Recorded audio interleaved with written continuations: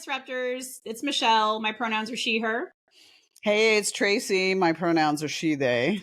And we are thrilled to be here with you today, and even more thrilled to share with you two of our very favorite people on this planet, the phenomenal and amazing Robbie Karp and Jane Randel.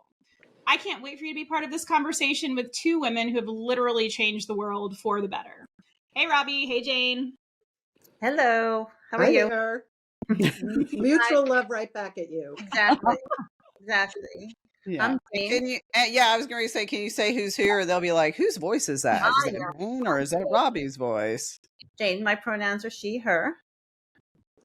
And I'm Robbie, and I am also she, her. Well, I am super excited to have y'all. If you can't tell from, just all of the exclamation points you can hear in my voice. But if I had to guess, I know one person on this podcast who may be even more excited than me.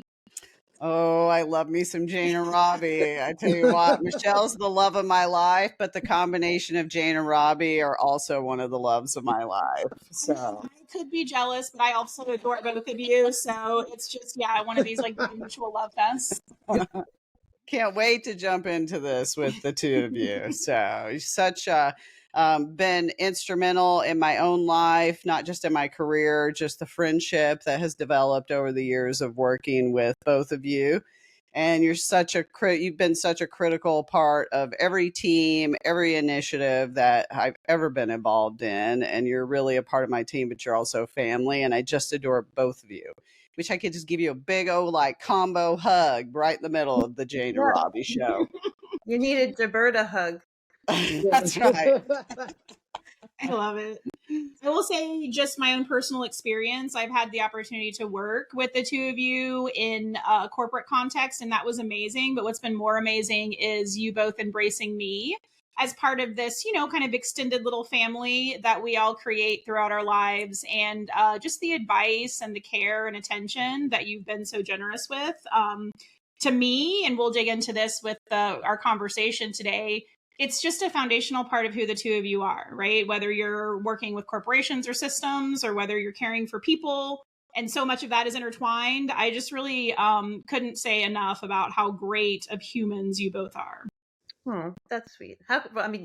You make it easy, Michelle. It's not like it's like it's not like we see you and then we're like, oh. I tend to think I'm pretty easy to love, but then again, I'm a little biased. Oh, well, let's get this party started with the question we always get the party started with. What does disruption mean to the two of you? How would you define it? Rob? I wouldn't start with disruption. It goes to disruption. I would say first you have to be aware of what's happening around you. And you have to be, I think of things critically, with trust, but trying to figure out what the real situation is. And then the disruption part comes after you get yourself smart.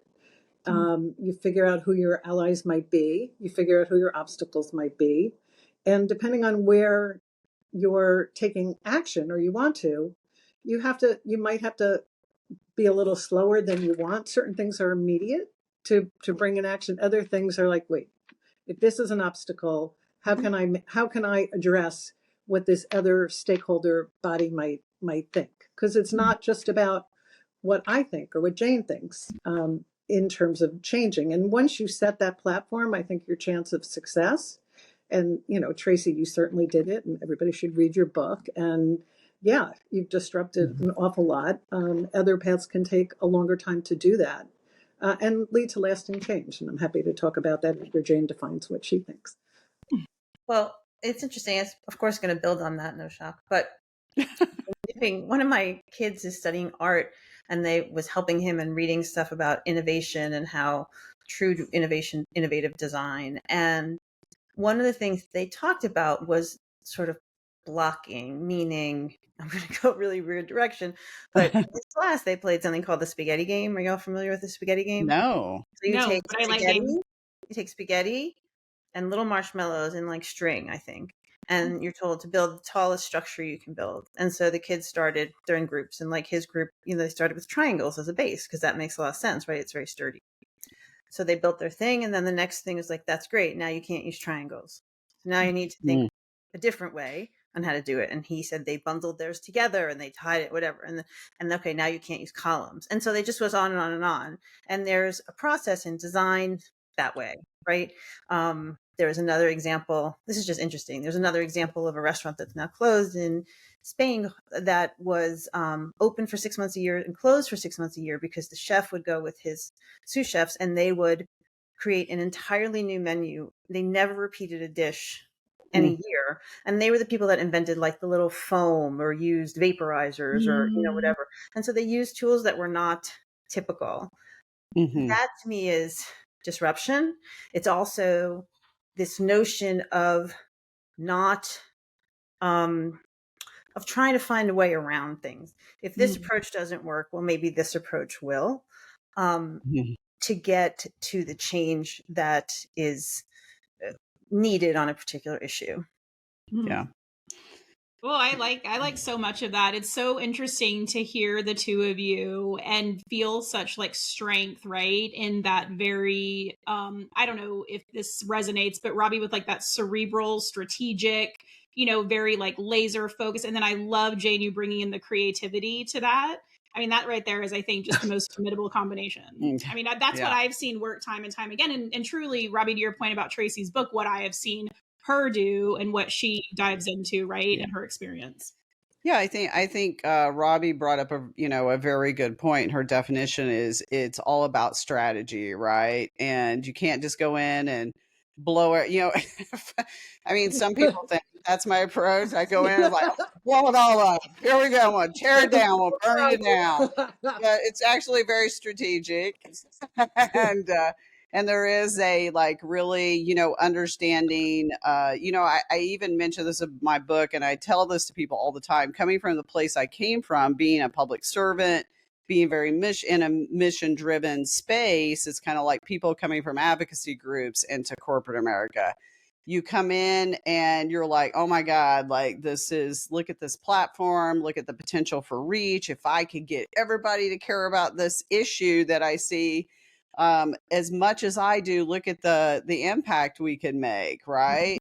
And the simple fact is they don't have the understanding, they don't have the awareness necessarily. They may have some awareness. They also don't have any idea how to address these things. And there's all these other things going on. Like, I don't know, they have other objectives and priorities and business objectives that they're also trying to achieve.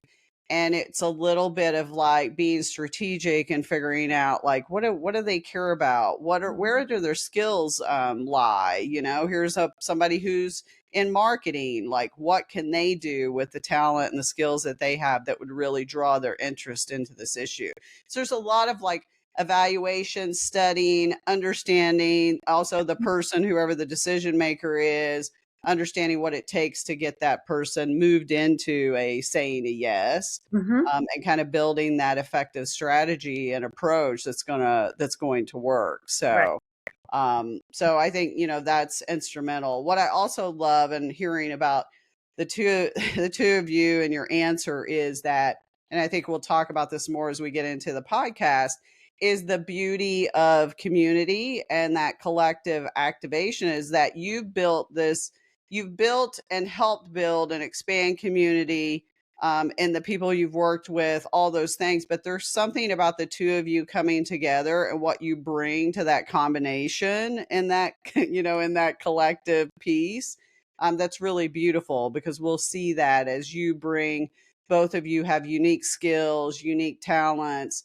but you have that same passion, and the more people you bring into that really just makes it stronger and more powerful, and the ability to really move things. So you're like the best combo ever. You really are. We think so, but it's nice that other people.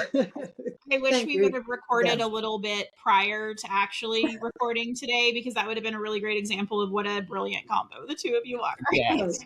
Yes. Well, it's an outtake. I don't know. And we always used to tease them too, and they talk about it, and they'll talk about it, how they spend more time together used to, and particularly throughout their career, they've spent more time with one another than they have their husbands. Like they're just like this dynamic duo. So, and it makes for some funny stories that we love to poke Definitely. around with. Well, Well, as many clients said, when Jane and I start talking and we do our thing, which is definitely our thing, that they'll say to a new person at the table, just give them time. It will get to where we need it to be. Just listen, because we also like to have fun when Right. we Yeah. work, and we think that's pretty much part of every. We're not superficial, but we do like to enjoy this, and we love this work, and that's why we love working with you and all the interesting issues you bring. So yeah, it is strategic, and it's also we have many lines about things that kind of drive us, and one is stop talking to yourself. Yeah. Right? It's kind of a guiding principle that Mhm. if there's an issue, who's in the room? Like you started saying the marketing person's talent, but it might be what they need to feel part of it. Maybe they don't Mhm. need to drive certain decisions. Maybe somebody else does. Maybe you have to listen to people, at a different level in the company. Maybe you have to actually listen to a CEO once in a while, but you have to listen and then, try to bring everybody together. It Right. is a Yeah. process, but sometimes, Yes. you just have to act. And that's why it's great that you are capable of doing that too. But you've had long history of seeing different things, what you learned, Tracey, in policing, what you learned in corporate America, which might not have been what you expected, but you learned to work within it and get allies and not talk to yourself. Although sometimes, Jane and I talk to each other and sometimes that's ourselves, but one of us will say, hey, wait, you got to do, wait, let's, get off the ledge. One of us has to be sane at the moment. The other one has to be. Usually work. So, Yeah. yeah, that's how we work. Yeah, that's definitely been my experience. And I think it's such a skill to hone, especially in a corporate environment, right? Some of these like larger institutional systems that we're all part of it's a little bit like, right, almost a similar concept to don't stop talking to yourself, but it's like know your audience, right? Like there's a different way to communicate as I've been in executive or C-suite level conversations versus, kind of talking more to the employee population or the individual that's truly being impacted. And to have that skill, I think, is to have the kind of impact and influence that really can truly make change. And to me, that's very strategic. So I love hearing from both of you and getting, our disruptors into a conversation about how that's looked throughout your career. Because you both have had a very long history of dedicating really not only your efforts, right, but your lives to doing good things and creating social change. Also, as a side note, I love the idea of having fun because you guys have often or routinely even dealt with some pretty heady issues, right? So being able to infuse some lightness and some fun into those spaces is brilliant.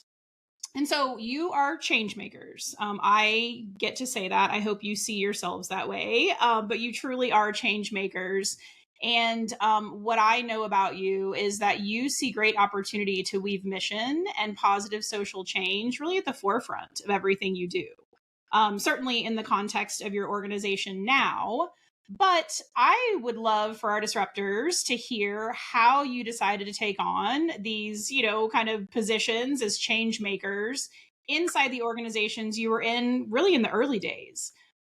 So why don't we start back when you were both executives at Liz Claiborne and tell us about the catalyst that really brought you to where you are today, right? And the space that you fill and the support that you provide to other folks who want to see change. And I think, and just to add to what Michelle is asking, is that I see over and over again, and I think you probably see this too, where people are in corporate America, they see things that are happening. Maybe it's, within their community, maybe it's an impact that's directly connected to the organization they're a part of.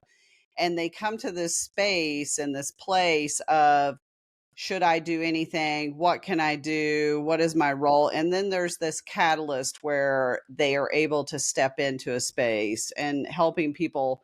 Sometimes they reach that point and they either walk away or they step into it. And there's this catalyst that really brings them into moving into a place of of doing something and trying to create change. So understanding, what that felt like for you also Mhm. back in the day, but also, letting our listeners understand, like, what was your role, what were you doing, and giving us a little bit of a history lesson.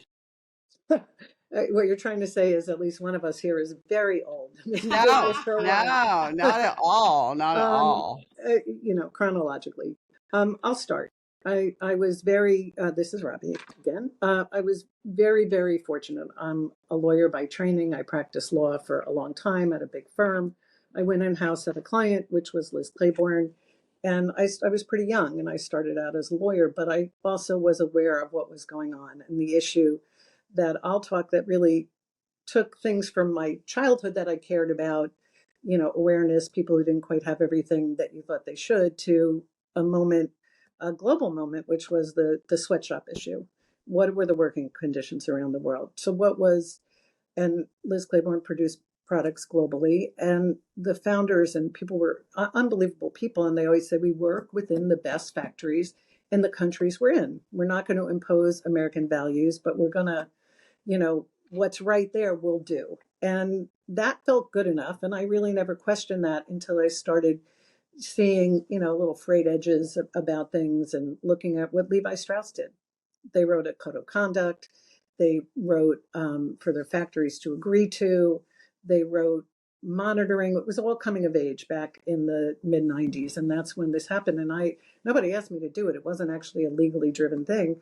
I I wrote a code of conduct, but I didn't just write it because I had a sense that what do I know about, these international standards that we're applying? What do they mean?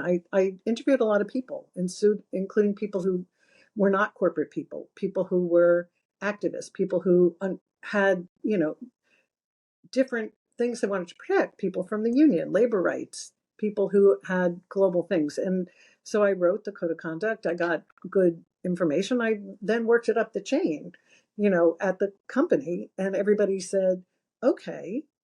And then did a very rudimentary monitoring thing when our people were in the factories. Jane can tell you if we have time, we had a very, which was a good thing I did it because like a year later, the shit hit the fan and we had to have something to say, which is, this is what we're doing. And it's a start and we can't be strictly liable, but we do accept responsibility for the conditions in which our factories, people are treated in the factories. And so it's been an evolution. At the same time, or quickly thereafter, the then Secretary of Labor called for having a session on sweatshops and bringing everybody together. And I was on a panel with then the CEO of Walmart, before they were enormous, and the CEO of ILGW, a labor union, and myself, and Jane prepared me because Jane was the premier comms person. And we went, and I was probably pretty terrible, but Robert Reich said, bring, he said, okay, so we want a call to action and we should create something, the apparel industry partnership. So he created it, but we were prepared. And so because I had the confidence of the board, because this became like a board issue and they were happy because they felt they wanted to do the right thing and be protected, I was co-chair of the corporate side, and there was a co-chair of the other side, the people. And it was a battle. And I'm happy to say now that is still in existence, what we created, which is now called the Fair Labor Association. And it's been over 20 years and even longer. And we learned a lot. We also learned how to compromise, how to stage things, because if the unions were saying, unless you agree to a living wage, that would have stopped it on the spot. Because what is a living wage? And it's a fair point to talk about, but there are things that you could agree to before. So it was not letting perfection be the enemy of good, which is something in life that is a lesson, I think, for disruption too. I read quotes from Lincoln over the years, and, he didn't get everything he wanted when he was able to, end slavery and all of this. There was still things that were felt really crappy, but he moved the needle forward to be a great leader. So I think I'll stop there. That was a lot. Yeah. No, and I think, I mean, I think, first of all, it's just amazing impact. And I can imagine the hurdles and the challenges that you faced in, that journey and getting to that point. And so I think it's just sitting there, even hearing it, knowing your story previously, it's really a big deal. It really impacted the rest of the industry. So it's really Well, huge there were what you were people in able the to do. industry who stuck with it and other people who left. And frankly, Jane and I were after a meeting, we were chased down the street by news media trying to find out what was happening. It was some big, Mhm, lots of people were threatened by this concept. Were we changing world order? Was it all good? Was it mhm, being naive to say we're going to give these working conditions? And there has been progress. There still has to be more in any environment, but around the world, it's very different. It was a big move for people to say in our supply chain when we have you know, enough at a particular factory or organization, we can have influence. If you're there and gone in a minute, you're not going to have it. So where can you make change? So yes, it was a big deal. There was a lot of press. It mhm, was there were some people who wanted to blow it up, and then there were some great people all around, all different parts of the people who made it happen. And I think companies still are doing what they can. Not all of them. Some are still, we'll call, hiding. We felt we put a mhm, target on our backs, but we were okay with that because we got support to do that. Didn't come as a mhm. surprise to the people we work with. And Jane and I worked very closely on that over the years and other things. And I do think that's what formed us in Mhm. what we do. But Jane's story is incredible, what she created. And so, Jane, you have to tell what Yeah, you did and how it still impacts everything yeah, you do. yeah. Well, And first, Jane, before you jump into that, I know Robbie is very humble, and she, she just doesn't always like to talk about herself. But I would like to hear from you, like, what was the impact that Robbie had and made, and also, it's been my experience that the head of comms doesn't always get along very well with the head of legal. How, Oh, how did you? They tend to, just like in my space, the head of safety doesn't always get along well with the legal teams. There's always battles and friction. So how did you two, because you're like this, when just initially, when people hear that, like, oh yeah, I was the head of comms, and Robbie was this, the head of legal, and we did all and they're like, oh gosh, and you guys are like two people who love and adore each other, and you're like, now, like, tell us that story a little bit, and I think because you are a comms person, you can also communicate the depth and the width of the impact that she has had and the work that she's done. and the impact she's had on me. I mean, Robbie and I are partners now, but I was um, young in the organization when this was happening, and she was very senior. And so she was really a mentor. She knows this. She was really a mentor to me in a lot of ways. And a lot of what happened and how the company responded to the crisis, certainly Robbie's proactivity, but then when there was a crisis, how the company responded, not by running and hiding. In fact, it was really a precursor for sort of the prescription for today, right? But not by Hmm. running and hiding and denying, because ours was really one of the first companies that was even called out. But you don't remember it because others, you were like, not us, it's not our factories, or whatever they said. Mhm. And so the approach that management took, which was to bring in the person that was criticizing us, and learn from them, as opposed to, shunning them and pushing them away, didn't mean we were going to do everything they wanted us to do, but it was a way of learning. And that was really, Rob, our approach to most of these things. Um, Hmm. and it served us, and it shaped a lot of how I approached everything else that I did. And so I think, watching Robbie and being part of that was a privilege. She watching her with President Clinton and watching her with the labor secretary, and really having her be the co-leader of this organization that had worldwide impact is Hmm. quite phenomenal. So, Hmm. yeah, I mean, she definitely changed a lot of people's lives. The other thing, and she says this, and I've said this, she said it, and I repeat it all the time. she was not a lawyer she was a lawyer trying to get to yes. She's always Mhm. understood business. And because of that, she's always looking for the yes, as opposed to immediately just saying no and trying to hide behind the law.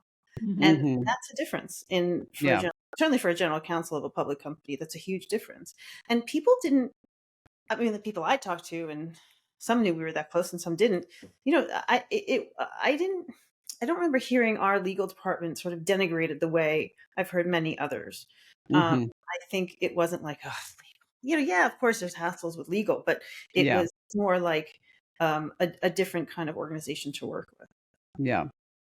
So that's Well, and I think the leader, whoever the leader is in that position, sets that standard, right? They and it sounds like that was the type of culture that Robbie created for a legal team. for a So team, and management, yeah, and worked, and that was sort of the way, Robbie set that tone, and management respected that.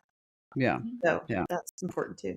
yeah, So Jane, in your space, certainly applauding Robbie's great insight and ability to see the problem and really understand the strategy behind how to get to some impactful solutioning. Where did you find yourself in less of certainly in your comms role, but I'm thinking less of like, here's my corporate position and what I'm supposed to do. And was there also an element or that that catalyst, right? That point in time where you thought to yourself too, like, in my deepest heart of hearts, like, this is important to me and I'm going to do what I can, or even more than what might be expected, right? To Yeah, push sure. this and support this. How did that feel? Sure. Like every issue, it's very nuanced, and we learned along the way about the nuances. People at the time sort of, and still, were sort of putting Western values on top of non-Western culture, and then insisting that they adhere.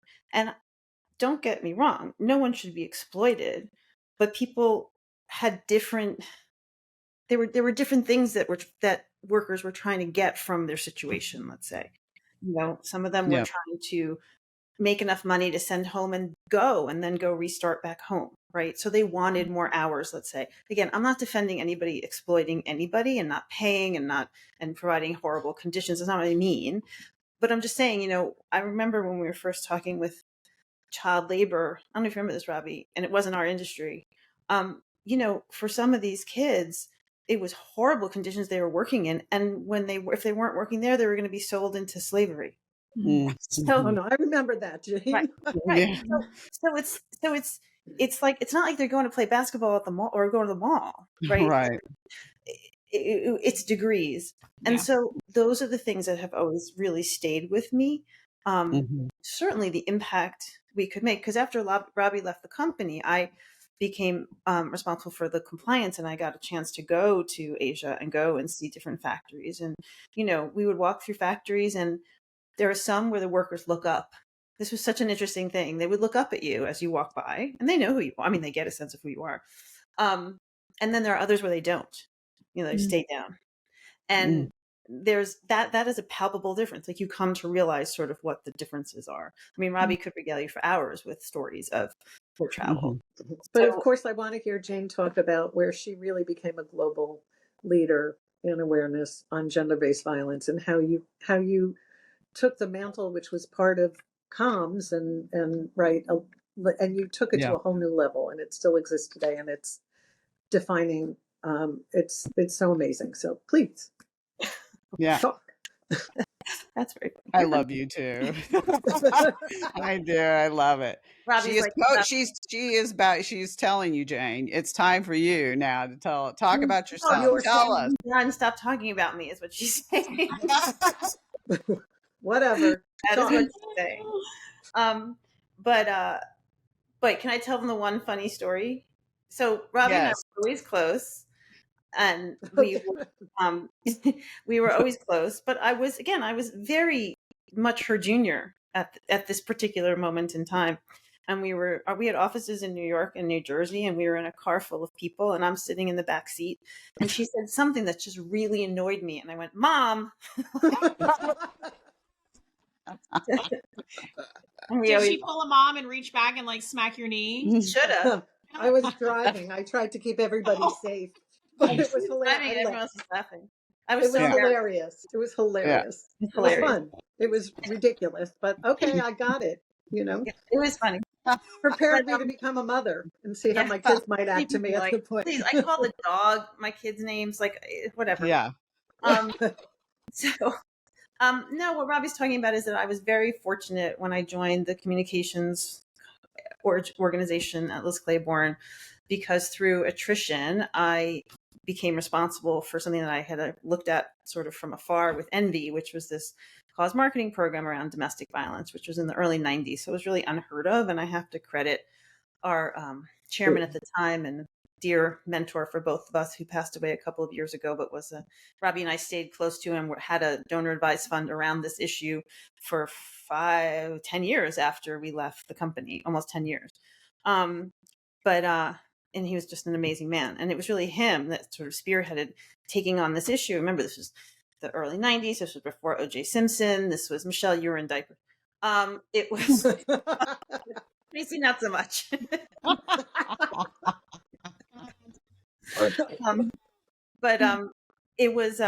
It was before O.J. Simpson. It was really like, this was a time when no one wanted to talk about this issue.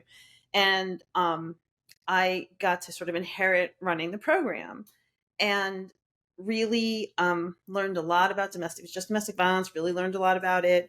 Had a pivot to sort of a different agency that took it out of the marketing realm and into the issues realm, which was a very interesting way. And I have to give credit to the company, because they were not looking, remember, this is very early on in like the cause marketing world. And they were not looking for some of it's credit. To my dismay, they would never want to advertise about it. It wasn't done at the time. And you didn't have all these different channels and vehicles that you do now. Mm-hmm.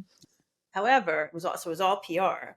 However, if we had an article and it was all about domestic violence and there was one Liz Claiborne in it, people were happy, right? They were like, okay, that's the association, right? They were fine. It didn't have to be hammered home, because you never get pressed that way anyway.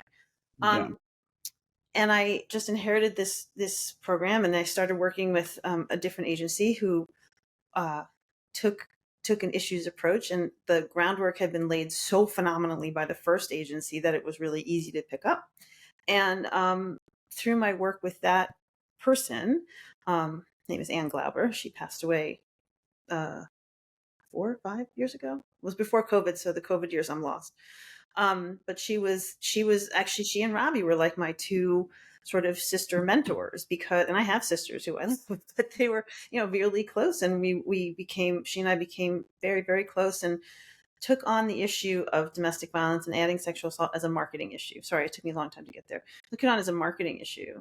I am fortunate I did not have that in my life, but appreciated the fact that no one wanted to talk about it. And we would try and pitch, morning shows, good stories about things that were happening to address it in high schools and different things. And it's too sad a story. It's too dark a story for a morning show. And you want to be like, really? Have you looked at the news? Because it ain't that good, but whatever.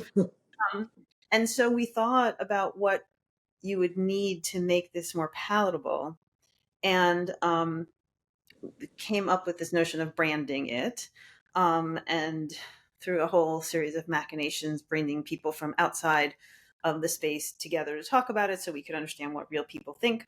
And then also bringing together the whole domestic violence and sexual assault field so that we could work with them to create this. Because even though I was a funder in a funder role, like we weren't dumb. We weren't going to just say, here, you must do this. And we created No More. And our thought initially was that we would create this symbol, and it would gain equity, and in 5 years we'd be out. Like, we'd be in and out. That was dumb. That was just dumb. No More was created as an open source campaign, meaning that we created tools that anybody could download and use. So it could, you had lots of universities and small towns and big towns, and, Chicago says No More, and, whatever university says No More, and all sorts of places that we weren't really expecting. We didn't know what to expect when we started out on this. We just thought it needed it. and it has grown and grown. And a wonderful woman who was actually on your podcast earlier, Pamela Zavala, who is the CEO of No More, came to me when she was still working at an organization in the UK and said, would you mind? I remember exactly where we were. Would you mind if I started a UK Says No More? And I was like, mind? Why would I mind? Like, what's to mind?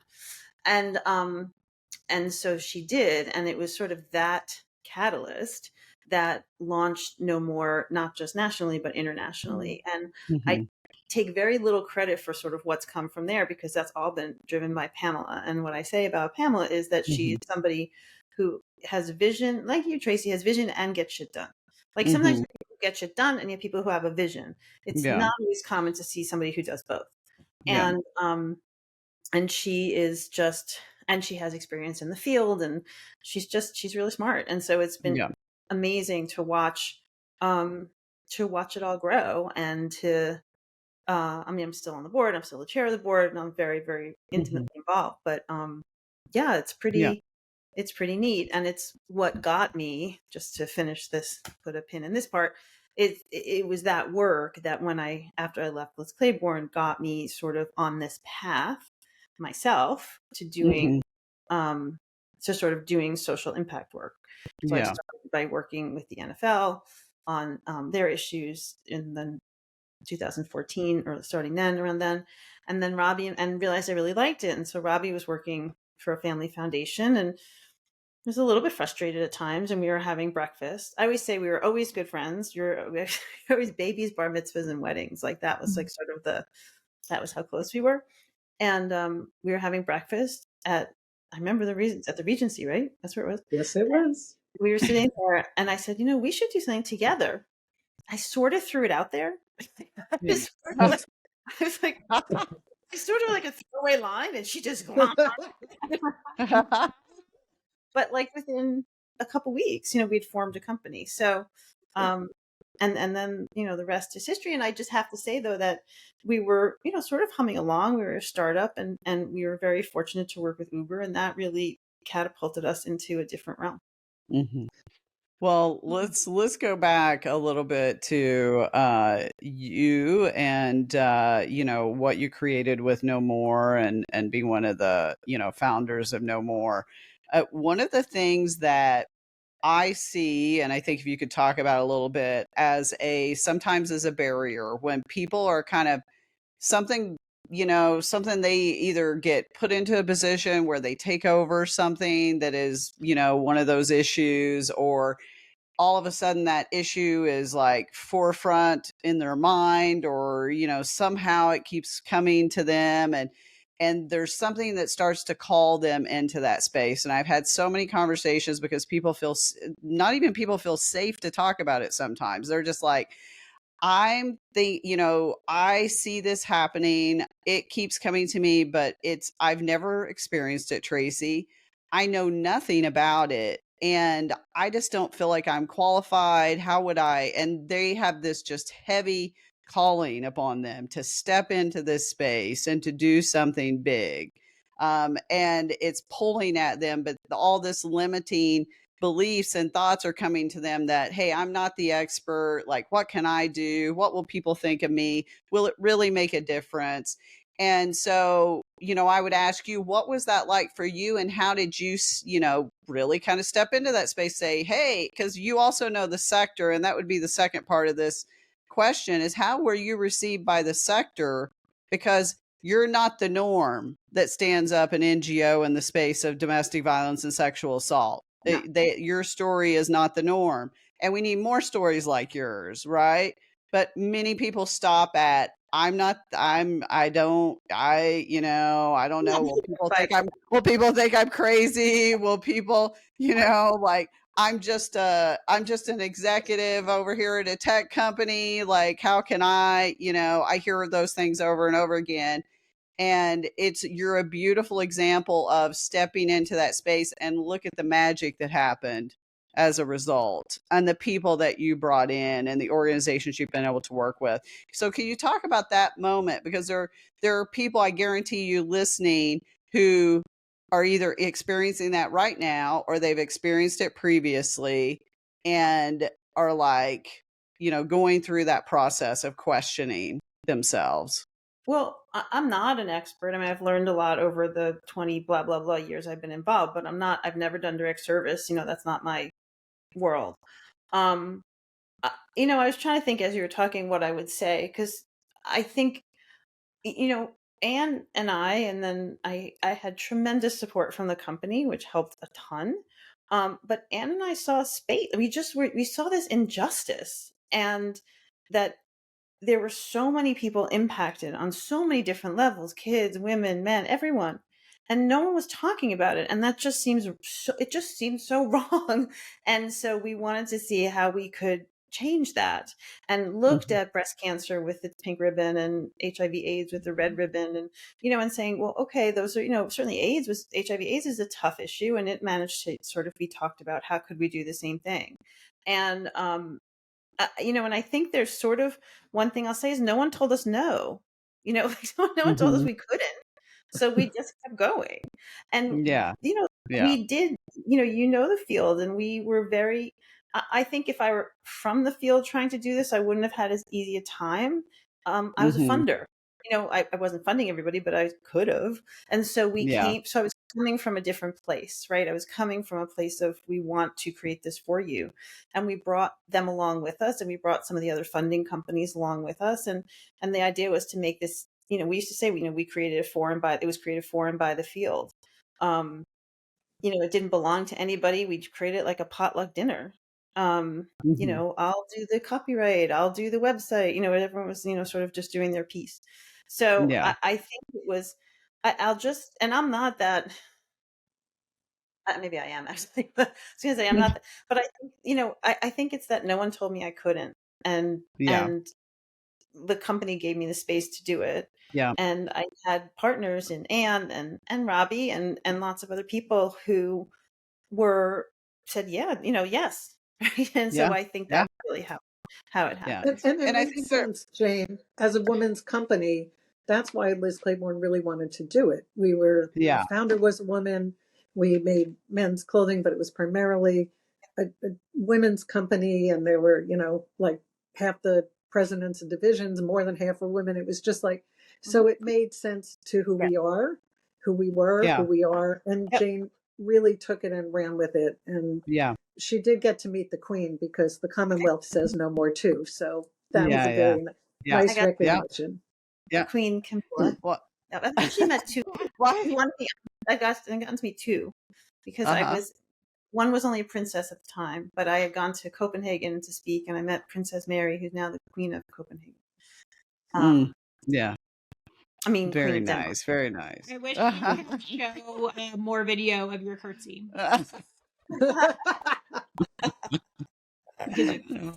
Well, there's two things I want to point out before we move on in what you just said.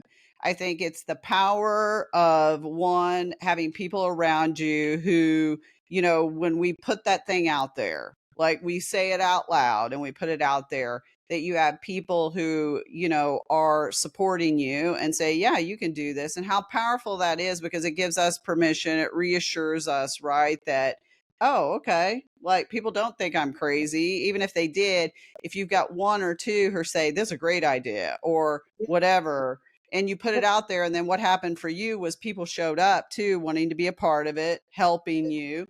And there's power in that. Had you not said it out loud, though, it may not have happened.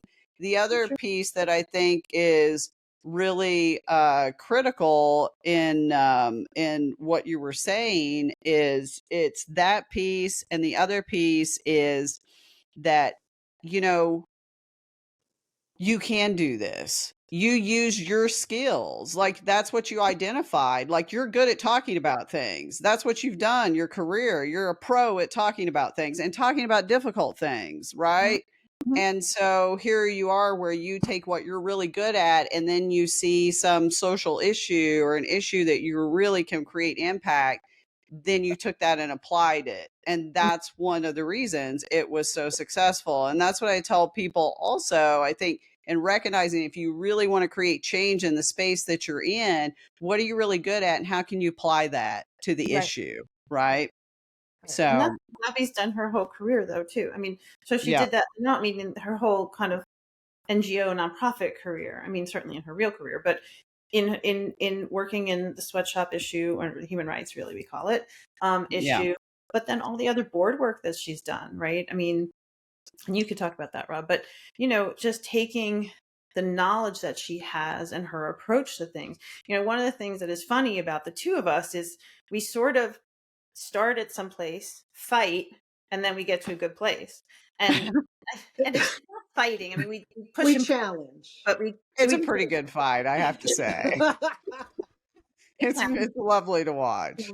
But we push and pull, and each of us from our own point of view, and then we come to a really good place. It's why I love working with her. It's why I like working with a partner.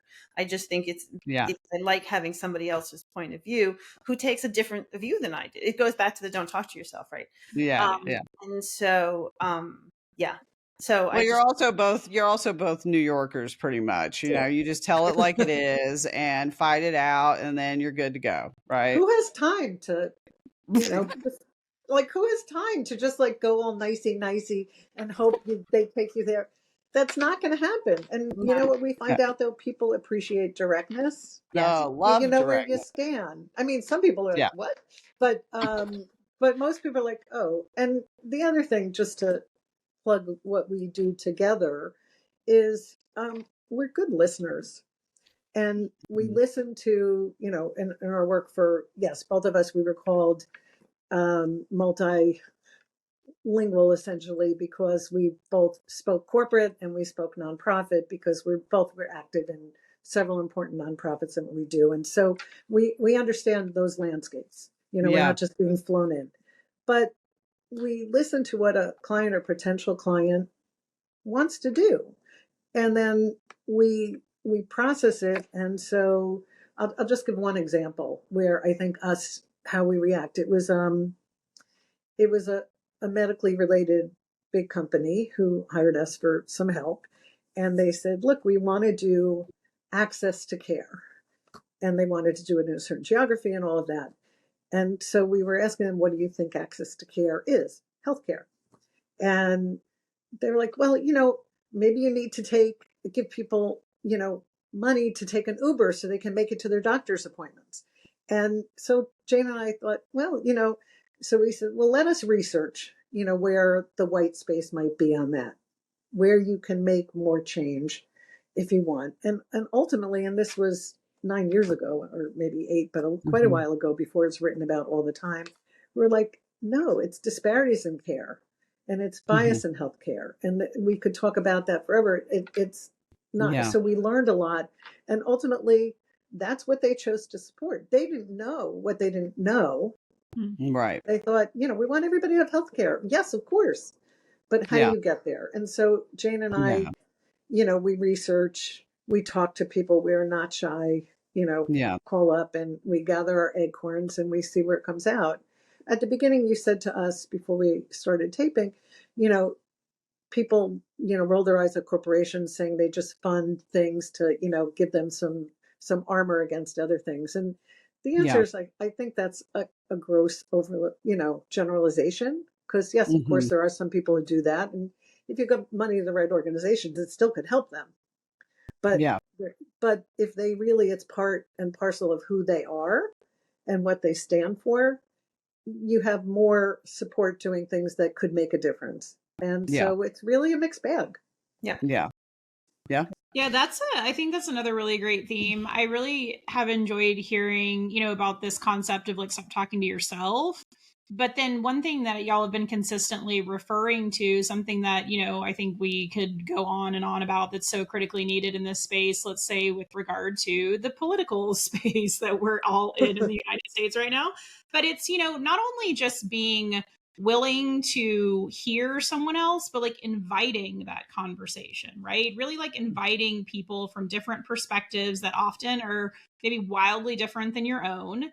And being open to that conversation and really being able to take it in a way that drives towards real solution instead of a sole focus on, to your point, right, what you want or how you see it. And that's something that you just talked about is exhibited in your partnership together. And then also in the ways that I've watched you bring other voices into conversations to understand the deep roots of the issue. I've also seen, where Tracey's done that before in her work, and where that's really how you can drive change that, number one, is that feels right to all the stakeholders, and so therefore really sticks, right? Instead of just something that's a little more surface level, but truly deep rooted impact, because everyone can believe in it. Having felt heard and having felt like they're a part of it. So I think that's just a critical aspect to that, that corporate strategy of collective activism towards the change too. Yeah, absolutely. And we learn from, you never stop learning, right? So, we learn from working with you both, right? I mean, you learn from people, you learn, or you watch how different tactics work, or you glean from each different circumstance or situation. We're never static. We don't believe in recreating the wheel, and it's a dynamic process. And so you have to be, sort of, I don't want to say willing, that's the wrong word, but you have to allow that to be. And not insist that everything stay like this. It could take a lot of confidence, right? I think, at least in my perspective, especially as a woman in some of these corporate and executive environments, to be able to take that approach, right? To be able to say like, hey, I might not know everything, but I am open to hearing your perspective, learning from you, and coming right to the best solution that we can reach together. I don't know that you always see that. And I've seen most success when people are willing to admit, right, that I'm open to learning and I don't know everything about, I will always admit that I don't know everything. Me too. I know a lot though, but I don't know everything. Know a lot. Well, I think, I think that, one of the things, as a combo as Karp Randel, that you bring and working with organizations. And one of the things I really loved about you, first of all, I think you're right. You are great listeners. And not only, great listeners, but you're taking that information in, you're leveraging your own expertise. So it's that, you're listening, but you can also understand. And I think that was, instrumental for me because, when you're very focused on mission driven type initiatives, it's really, really hard work. It's really hard getting a yes, in a business and in a corporation. And so I know, there's many times where I just needed somebody just to let the steam off, because I knew if there were two people that were going to understand what I was being impacted by how hard it would be the two of you. It also became one of my, favorite things. And I always tell this story about Robbie because I just adore Robbie. I have so much passion. And, I definitely, you'll hear it. Like, you're going to hear the passion, like, this is what I'm going to do. This is what makes me angry. Well, all of these things. And I'd tell Robbie, I'm going to go in there and this is what I'm going to do. And this is what it's going to look like. And, Robbie, my favorite response from Robbie would always be, now, Tracey. And she'd be calm about it, but I could tell she was anxious about my approach. And she would be like, now, Tracey. And she'd talk, we would talk through it. And then I finally learned how it impacted her. I realized how it impacted her, and she would be like, oh my God, you knew inside, she's like, oh my God, what is going to happen? Just waiting for the next call when I'd come back and tell her what happened. And, and most of the time I got to, a yes, but I loved even coming into the calls and doing that to her on purpose. Like, okay, this is what I'm going to do. It's going to be like, charge the fort, blah, blah, blah, do all this. And I just loved like messing with her, Yes, but you did. adored her. Well, to me, that's like, that's back to Robbie's like very like laser focused strategic mindset where I hear in that, and I'm just making things up. I was not in the room, but I can totally envision the scenario.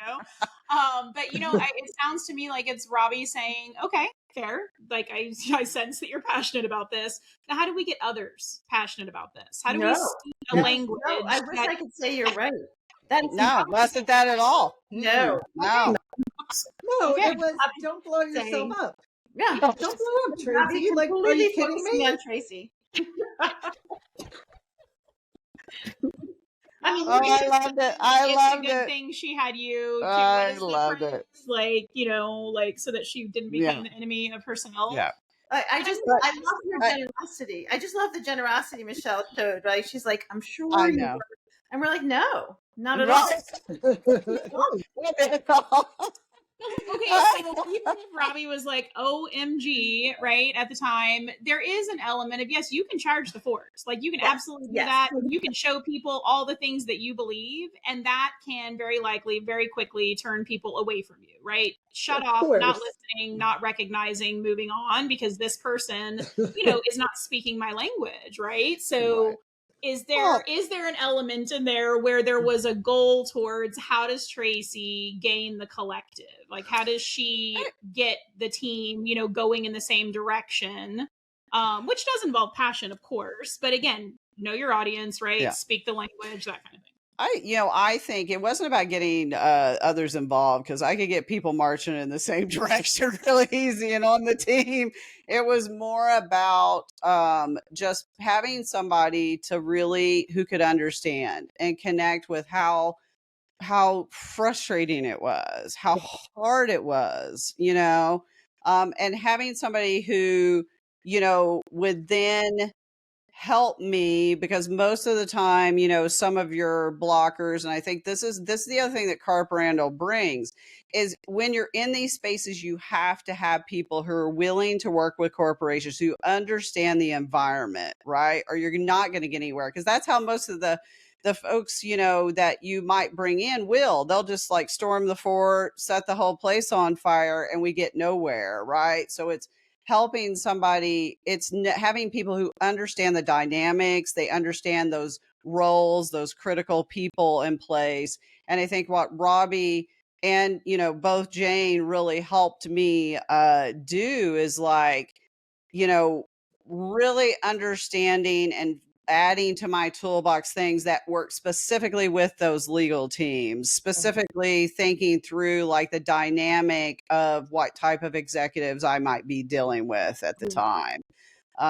And those are some of the biggest hurdles, right? Because these issues are really thorny, they're difficult, they're complex, there's risk involved. You have an organization that's super risk averse, and I had legal teams that were not like Robbie. They were very risk averse. It was very much no immediately. Oh no, it's like, okay, how do I work within these specific dynamics? And really helped me hone that skill, I think, as I went along. But that's my take on it. I think, well, it was really just, but it wasn't it was I don't know how to explain it. Maybe you can explain it better, Robbie or Jane. Well, no, I think you're right. But I also want to point out something. I'm going to pivot for a second because I've been thinking about it as you were talking. You were inspiring me. The other thing, though, and this is about you, Tracey and Michelle, and the organizations that you work with, because you said other people might come in and you weren't going this direction, but it's so easy, and so often companies contribute or work with the biggest, most obvious organizations, right? And who loses, and this is important for your audience, right, are the traditionally marginalized groups, because they're the one, it's much harder for them to get in front of Uber or Target. I'm making up, I don't want to point the fingers. Right. It's hard to get other people, right? And you really got that and allowed and encouraged us to say, find the organizations that aren't typically support. We can give to the ones that are that are front and center, but who are the other folks that are doing really good work and need the support, because they're often left behind. They're not invited to the table, and you invited them to the table. And so I think that's just not something to be overlooked. Yeah. No, I think that's really important to speak to, and important that people are sometimes an organization will get caught up with the big name, and it's like we are missing like those other organizations that really need the help, who also will go in and they will do whatever they can to help support you get to what you need to get to. So, and I think you were going to add something, Robbie. Sorry. No, I think it's a good point. I was going to Yeah. add, Tracey, everything's an evolution. And so we had always a safe space. Yes. So, and we could think out loud, and having partners where you can think out loud. And yes, at the beginning, you were really not going to, you wanted to charge the fort all the time, but it was through a process, and you gathered support and success and saw that happening. At the same time, you're like, let's have some fun with Robbie and torture her. And I'm going to pretend I'm going to do this. And that was just part of our little thing. And like, we go back to enjoying what you do and learning. And so it's a process for everybody. We've learned a lot. Jane said, we love to learn. We keep learning, because it's boring not to, but you also have to have your eye on what's important to you. Not everybody has to light the match, but but people can do that, and it could be small change, it could be enormous change. So absolutely. And I think there are times when charging the fort, as we call it, is necessary, but there's timing, there's windows of opportunity. It's being very strategic about it. When is that moment where it's like you put your foot down and say enough is enough? And I think it's all about timing. It really is, and it's all about that building towards that moment, and not taking no for an answer, and finding out how you get to that yes. So but yes, you always create a safe space for me. I love and adore both of you. I think you've been through the hard battles with me, and I always felt supported. I always felt like you were a part of the team, and you were right there by my side through some of the most difficult moments. So both of your sides. Yeah. You got us. We're a team. We're a team. That's right. So thankful for, just building that community of other people, right, who are like-minded, not always same-minded, but like-minded in the sense of let's dig in and get to the solution when, you see something that you can't and shouldn't look away from. Yeah. And I think, before I jump into kind of this last question, I think it's just another thing for listeners to hear when they're in similar spaces is that it's important, and I talk about this in my book, of leveraging, third-party experts to help you as you, as you're moving these initiatives forward, or it may be what you're doing in your community and other settings. But it's, for me, and I talk about this, it's finding the right third-party experts. And we talked a little bit about this. How can you get back to the communities who truly are impacted using the right organizations, but also finding the right experts, just like Karp Randel, like No More, who have expertise in these type of settings, right? In addition to topic expertise, but have the expertise to really help you navigate the difficulty and the complexity within a corporate environment, and not every organization can do that. So it's really important to find those. So, you both have made meaningful, and we haven't even talked about all the other things that you're involved in. And Robbie, you've done so much, both you and Jane, and around other issues, so many other issues. I mean, social change has just weaved into your daily life. It really is. It's a part of who you are and what you do. And you've focused on so many causes over your lifetime. And I would ask you, like, what is your heart drawing you to now, today, in this moment? What do you feel is something that you're really passionate about and you're working on, or something that's really like, really close to your heart at this point in your journey? So we were introduced very early on to the issue of loneliness, and the cost of loneliness, but this was literally going to be the financial cost of loneliness. And we never forgot it. And as time has gone by, certainly with COVID, but really before the pandemic, and certainly now after the pandemic, loneliness is at epidemic levels, and it doesn't matter how old you are, young people, especially new mothers, elderly for sure. And so we have been and continue to be very passionate about loneliness, and we have some things up our sleeve. Cool. Nice. That's a teaser. Yeah. What she said. That's awesome. Where can we watch you pull these rabbits out of your hat or your I don't sleeve? know As the yet. case We'll may have be? to Okay. see. I We'll love keep in it. touch. The two of you, it'll be visible and impactful. I have no doubts, Nope. and I can't wait to see Yeah. what that looks like, especially given the topic, which to your point is quite understatement of the year, right? An impactful epidemic. And it's really about getting and where we're focusing is on corporations, because that's the world we know. Great. Mm-hmm. Yeah. That's amazing. Awesome. I love it. All right. Well, now it's down to the last word. So the two of you get the last word. What would be the one message that you would want to leave our listeners with when it comes to, collective action around social change, whether it's the individual that's in a corporation or the individual who's, looking for ways to create their own impact? What would be your last word? Go ahead, Rob. Read Tracey's book, because we did. and it really it depends on the kind of personality you have, what's true to yourself, and how you do action. And it may be, if your action is talking to your sibling, your parent, your teacher, that could be enough and very satisfying. If you are a Tracey personality, you are going to create big action.